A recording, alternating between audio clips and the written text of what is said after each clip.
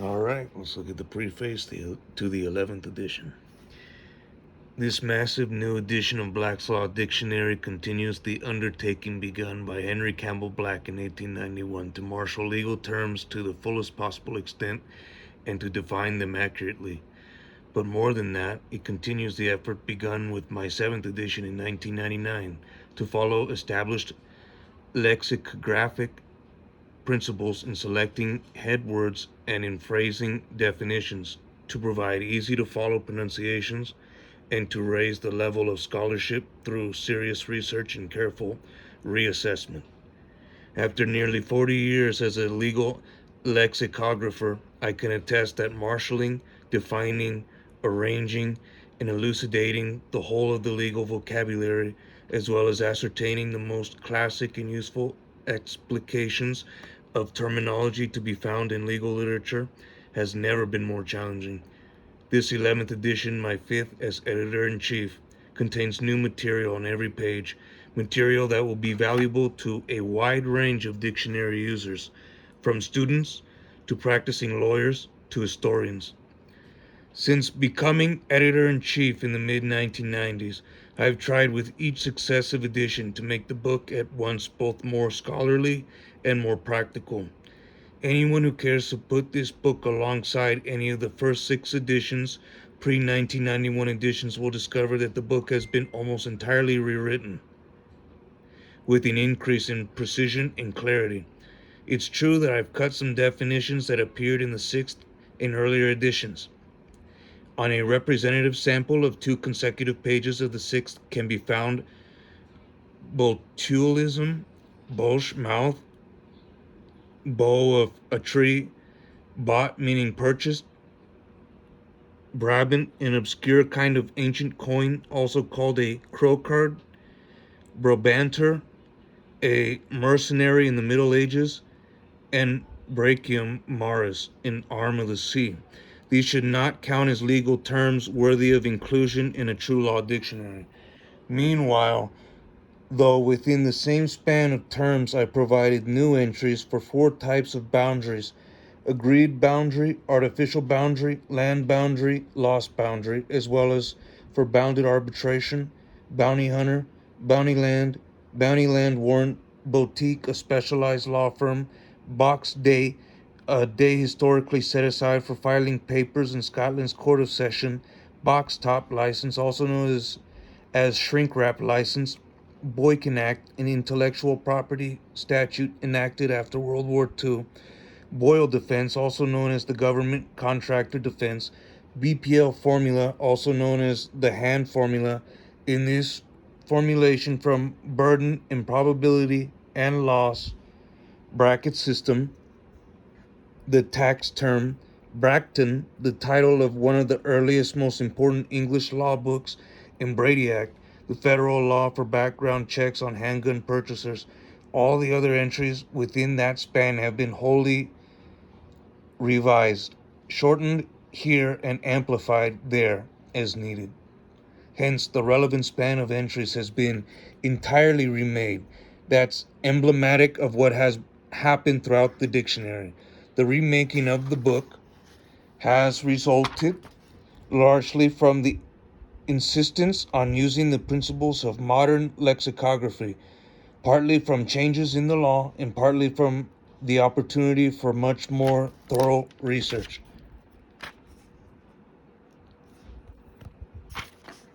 The revisions haven't been carried out with any hostility toward historical material. In fact, my colleagues and I have added hundreds of Roman law terms that have been omitted from earlier editions, and we have had all the others retranslated. After all, dictionary users might need to look up the meanings of these historical terms, many of which are still used in civil law. Scholars around the world still actively research and write about Roman law. And I've added thousands of Latin maxims. The total number now exceeds 3,300. It's the largest and most accurate collection, we believe, ever to appear in print. And for the first time, the maxims are accompanied by selective index to guide readers by topic. A lexicographer must do what is practicable to improve each new edition of a dictionary. One of the notable features of the past two editions is the dating of most terms. That is, the parenthetical inclusion of a date to show the term's earliest known use in the English language. These dates give a great deal of information from the linguistic evidence available to us today. Note that they indicate the first known English language use of the precise word or phrase at issue. Although the word abortion dates from the 1500s, the sub-entries date from the 1800s to the 2000s. The date given simply depends on when the new phrase entered the language. Sometimes the dates will surprise. Abortion pill dates from 1858 and abortion clinic from 1927. Two last points about datings. First, because so many Latinisms appear throughout the dictionary, seeming anomalies of dating often arise if the term appeared in Latin for centuries before appearing in English. For example, the phrase capitulare Saxonicum denotes a statute drafted in the 8th century. Hold on, let me backtrack. Two last points about datings. First, because so many Latinisms appear throughout the dictionary, seeming anomalies of dating often arise if the term appeared in Latin for centuries before appearing in English. For example, the phrase capitulare Saxonicum denotes a statute drafted in the 8th century, 797, but the date attached to it is 1880. That is because the statute was drafted in Latin and the phrase capitulare Saxonicum has been traced back in English language context only as far as the latter date. Second, there is often a lag time between a seminal case and the phrase for which it becomes an eponym. For example, the phrase Blockburger test is attested only from 1954, even though the Blockburger case was decided in 1932. The disparate dates within the entry may seem confusing until you realize precisely what the dates stand for. Another notable feature is the extensive use of illustrative quotations commenting usefully on a term, its history, its nuances and ambiguities, or the distinctions between it and its near allies. The quotations are longer than those found in the Oxford English Dictionary because they are more than merely illustrative. They are substantive. With each quotation, I have tried to provide the seminal remark, the locus classicus, for an understanding of the term. Identifying and locating these passages was no small endeavor, yet it was mostly a solo endeavor. This part of the work I considered non-delegable because it requires a fairly thorough grounding in Anglo-American legal literature. Why aren't there are more quotations from case law? The simple answer is that courts, in their opinions, rarely discuss terminology in a way that elucidates anything other than how that term relates to the case being decided.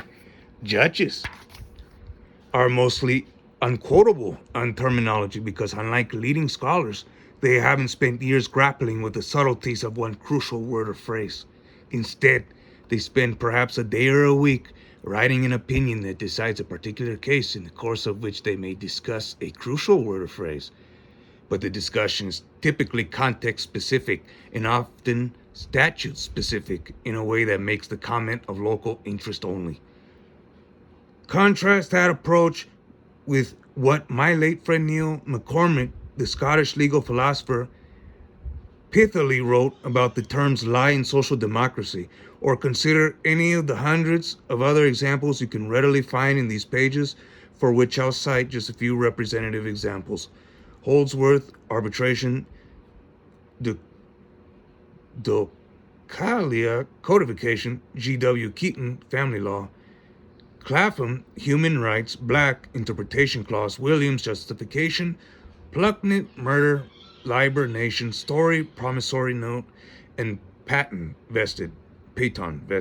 A few are pleasingly fanciful, as with Palmer, simply and Pigot statue all should prove illuminating to someone interested in that particular term.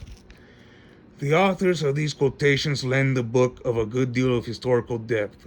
Yet, unlike the words of courts and their judicial opinions, the passages are not readily available to most lawyers and scholars. Even through computer searches, they must be found the old-fashioned way, by consulting the books themselves. And this is a problem I have with this world, Googling everything. But anyways, let's get back to this.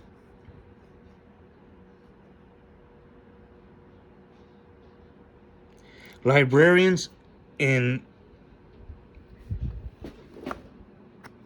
bibliophiles have thanked me for the thorough bibliography in recent editions. It has grown tremendously since 1999.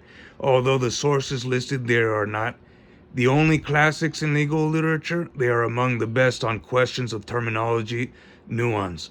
One curiosity I've noted over the years is that many legal scholars, perhaps half, can write long books and articles without so much as a single noteworthy comment on words and phrases. As a lexicographer, I find these works dreadfully abstract and tedious.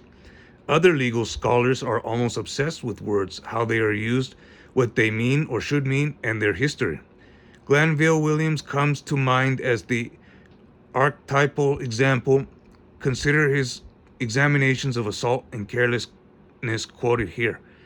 These scholars write not only with verbal astuteness, but also typically with verve and flair. They contribute enormously to what is good in legal literature. Given that you've taken the time to look at the front matter, spend a few minutes browsing through the bibliography at the back of the book. These works have enriched this dictionary and legal literature in general. Then browse through the middle of the dictionary and look for the inset quotations in sans serif font. They appear on most pages. I believe you'll soon deduce the method of underlying them, just how they supplement a basic understanding of legal terminology. Black's Law Dictionary is commonly classed as secondary resource, and that would be correct if it were merely a compilation of judicial statements, as it once verged on being. I have always thought that a dictionary properly written should be considered a primary resource, that is, a primary lexicographic resource. The Oxford English Dictionary has achieved that distinction, and as the most widely cited law book in the English-speaking world, Black's Law Dictionary can certainly lay claim to it. When my colleagues and I prepare an entry, we may consult 5, 15, or perhaps 50 sources to write a definition, and we write them. We are not merely compilers. No single citation to a case or other source, or even several, will suffice to signal the authority on which the definition is based, because not all the nuances would be captured in the source cited. The incomparable Samuel Johnson once said dictionaries are like watches. The worst is better than none, and the best cannot be expected to go quite true. He was right, of course. He also said somewhat cynically that a lexicographer cannot aspire to praise, but at most to escaping censure. Again, he was right, as almost any experienced lexicographer can attest. Even as we go to press, I find things I'd like to supplement or alter. That's in the nature of all scholarship. Yet this edition must have an end. So I present it to the profession in hopes that it will prove to be a valuable resource. Brian A. Gardner.